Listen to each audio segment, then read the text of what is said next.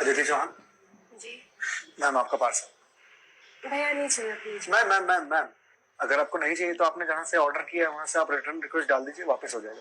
और यहाँ तो आपको लेना पड़ेगा। ठीक है दीजिए। मैम, हाँ एक गिलास पानी मिलेगा?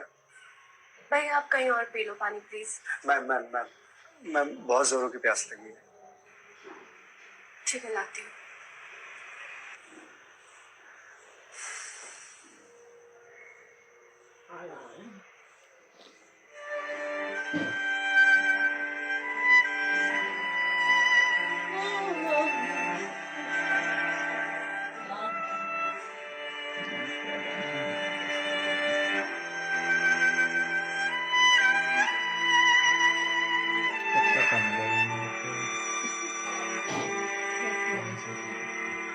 लीजिए जो मिलेगा जरूरी थोड़ी होती। लीजिए भैया, देख क्या रहे हैं?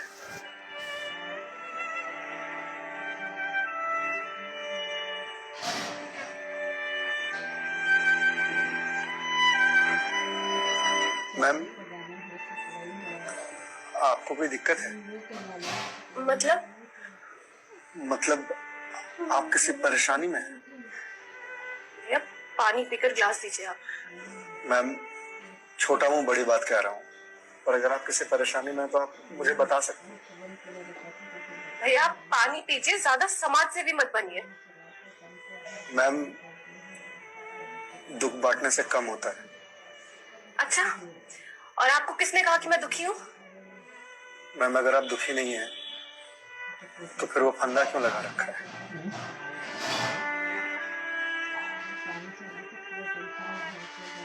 मैम, मैंने सुना है खुशियां बांटने से बढ़ती हैं और दुख बांटने से कम होता है।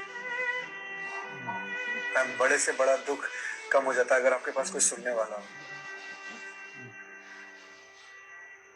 Ma'am ma'am ma'am ma'am please ma'am, रोइए मत मैम। मैम देखिए, ये तो मुझे नहीं पता कि आपको क्या परेशानी है, पर अगर आप मुझे बताएंगे तो शायद मैं कोई सॉल्यूशन निकाल पाऊं। नहीं,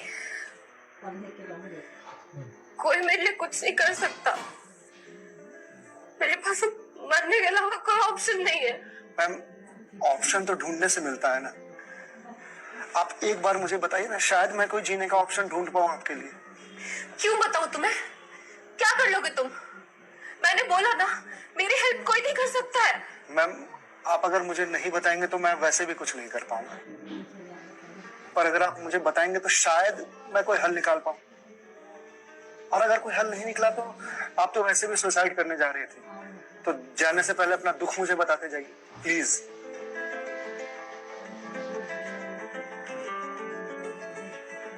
प्लीज मैम।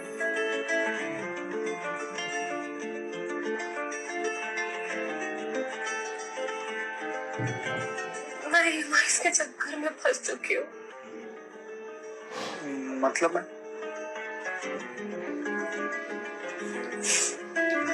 कुछ साल पहले एक कोर्स के लिए मैंने लोन लिया था, फिर उसके कुछ वक्त के बाद एक और लोन, और ये लोन का सिलसिला यूं ही चलता गया। इस महंगाई के जमाने में पैसे की जरूरत तो हर किसी को पड़ती है, मुझे भी थी। मैंने प्राइवेट कंपनी से भी लोन लिए, ज्यादा ब्याज पर, और अब मैं उन्हें चुका नहीं पा रही हूँ। क्यों मैम, आपके पास जॉब तो होगी ना? जॉब थी, पर मैं जिस कंपनी में जॉब करती थी उस कंपनी ने मुझे ये कहकर टर्मिनेट कर दिया कि फाइनेंशियल लॉस के कारण वो मुझे और मुझ जैसे कुछ एम्प्लॉयज को सैलरी नहीं दे सकते। तो मैम, आप किसी और कंपनी में ज्वाइन कर लो, बहुत सारी कंपनीज हैं यहाँ पे। तुम्हें क्या लगता है मैंने अप्लाई करने का ट्राई नहीं करा होगा? जॉब नहीं खोजी होगी? बहुत की थी, पर इस रिसेशन के जमाने में जॉब मिलना कितना मुश्किल है कि तुम जैसे डिलीवरी बॉय को क्या पता।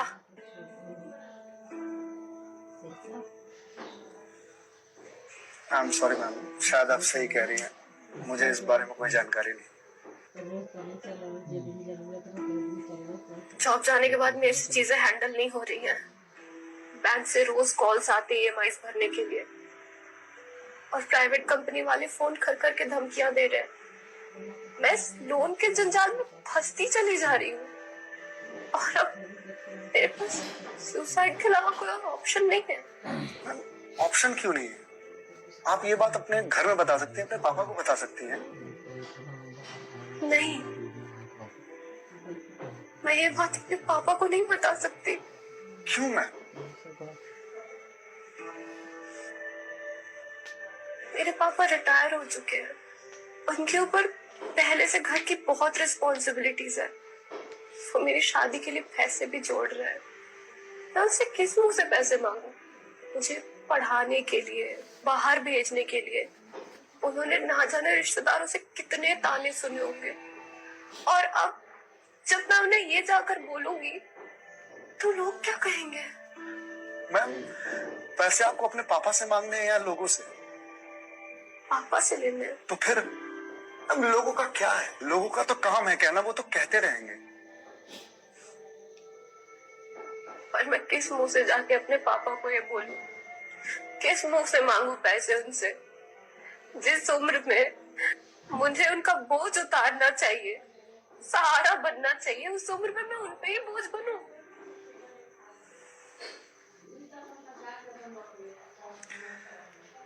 मैम, एक बात बताएंगे? बचपन में आपके सबसे फेवरेट चीज क्या थी? बचपन में मुझे साइकिल का बहुत शौक था। तो मैम, आपको साइकिल किस एज में मिली थी? यही कोई 8 साल की होंगी मैं। तो साइकिल तुरंत मिल गई थी आपको? नहीं, पापा तो मान ही नहीं रहते, बोल रहे थे गिर जाएगी, चोट लगा लेगी। तो फिर कैसे साइकिल मिली? बहुत जिद की थी मैंने, बहुत। खाना पीना सब छोड़ दिया था। तो मैम, साइकिल के लिए जो जिद किया आपने, तो शर्म आई होगी आपको तो? मुझे मुझे क्यों शर्म आएगी? पापा है वो मेरे। उनसे जिद नहीं करूंगी तो किससे जिद करूंगी? तो मैम, जब बचपन में साइकिल के लिए जिद करने में शर्म नहीं आई तो अब क्यों आ रही है? मैम, अभी आपने कहा कि आपके पापा आपकी शादी के लिए पैसे जोड़ रहे हैं और आप तो सुसाइड कर रही हो। तो वो उन पैसों का क्या करेंगे? या उन्हें ये जानकर बहुत खुशी होगी कि उनकी बेटी ने शादी का बोझ हल्का कर दिया उनके सिर पर से। मैम, आपको मालूम है, हमारे जनरेशन की दिक्कत यही है कि हम अपने आप को इतना बड़ा समझ लेते हैं कि हम अपने पेरेंट्स से ही अपनी बात छुपाने लगते हैं। कभी ये कहकर कि पापा मम्मी नहीं समझेंगे, या कभी ये कहकर कि मैं उन्हें परेशान नहीं करना चाहती, या कभी ये कहकर कि हम दोनों की सोच नहीं मिलती है। एक बार आप अपनी दिक्कत अगर अपने पेरेंट्स से शेयर कीजिएगा ना, तो आपको जीवन में फिर कभी सुसाइड करने की जरूरत नहीं पड़ेगी, या मेरे जैसे किसी अनजान से अपनी बात शेयर करने की जरूरत नहीं पड़ेगी। प्लीज मैम, एक बार शेयर करके देखिए। उनसे बेहतर दोस्त इस दुनिया में कोई नहीं हो सकता। प्लीज मैम, एक बार ट्राई कीजिए। Please ma'am.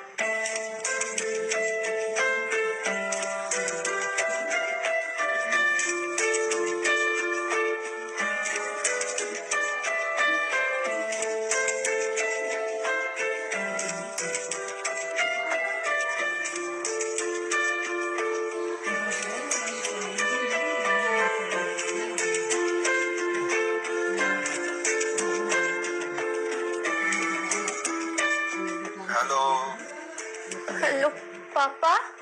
हाँ दीदी, बोल, कैसी है बेटा?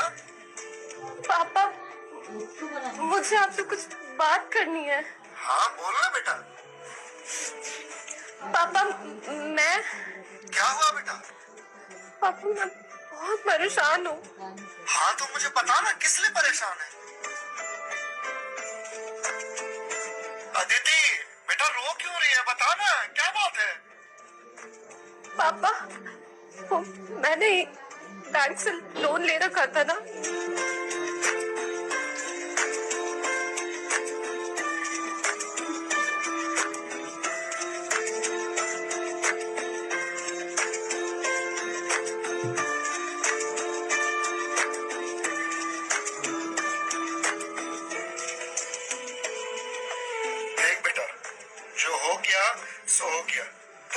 मत कर, मैं हूं ना, अभी तेरा बाप जिंदा है, मैं काम करता हूँ, मैं कल ही तेरे पास आता हूँ, तो बिल्कुल भी चिंता मत कर।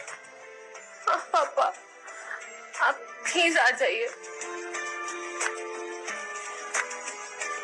देखा मैं, आपके पापा आपके एक फोन पर यहाँ आने को तैयार हो गए और आप इतने दिनों से अकेले सफर कर रहे हैं। मैम, मम्मी पापा से बढ़िया दोस्त कोई हो ही नहीं सकता। आप एक बार उन्हें दोस्त बना करके तो देखिए। आप सही कह रहे हैं भैया, मम्मी पापा से अच्छा दोस्त कोई नहीं हो सकता है। Thank you. It's okay ma'am, ये लीजिए ग्लास। वंस अगेन भैया, thank you so much. It's okay ma'am, bye. Ma'am ji मेरे पास आपके लिए कुछ है, ये रुकिएगा, मैं थोड़ी देर में आता हूँ।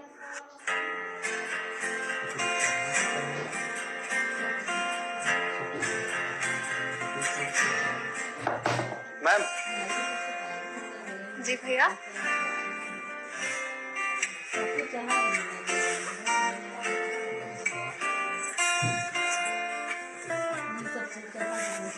मैम ये आपके लिए। भगवत गीता। जी मैम। मैम 2020 का साल मेरे लिए बहुत बुरा था। कोरोना में मेरी जॉब चली गई। पहले के कुछ महीने जो थे वो तो सेविंग्स से निकल गए, लेकिन उसके बाद के कुछ महीने बहुत ज्यादा टफ थे। मेरे ऊपर भी आपके तरह बहुत सारे EMIs थे जो मैं पे नहीं कर पा रहा था, जिस वजह से मैं बहुत परेशान था और सुसाइड करने की सोचने लगा था। और एक दिन तो सुसाइड करने निकल भी गया था, लेकिन पापा ने मुझे पकड़ लिया। पहले तो बहुत डांटा,